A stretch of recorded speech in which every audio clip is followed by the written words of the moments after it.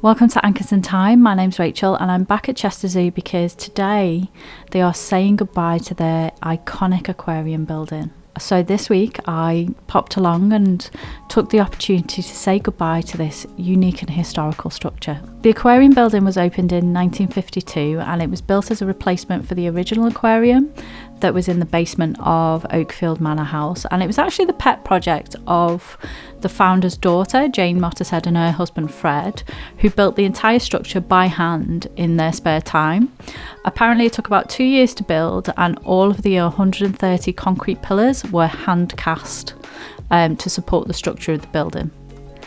Since its opening, the aquarium has been heavily involved in freshwater conservation, both here in the UK and in joint projects around the world, and is very famous for its seahorse breeding programme, its corals and anemones, and also being able to successfully breed Omani blind cavefish.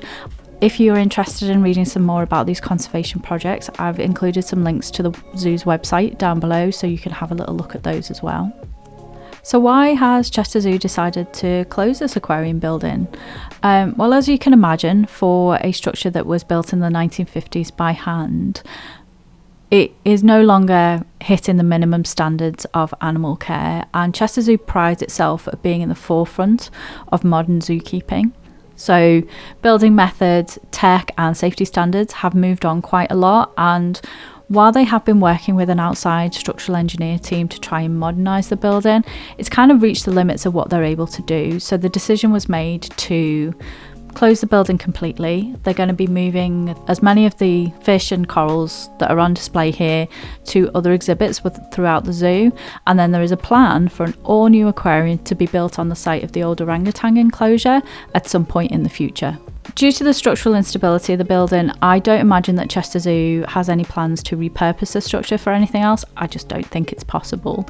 And it is kind of sad to lose this structure because it does have this kind of shabby, quirky charm that I'm quite fond of, possibly because it's a place that I've been visiting since I was a small child, so it does hold a lot of nostalgia for me, and it will always be part of the history of Chester Zoo. And even though we lose the building, the conservation projects that were started here will continue within the zoo itself and will lead to bigger and better things in the new aquarium going forward.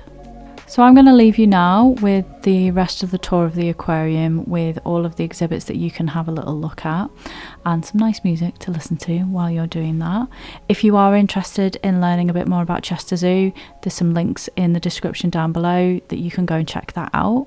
Have a lovely week and I shall see you soon. Bye bye.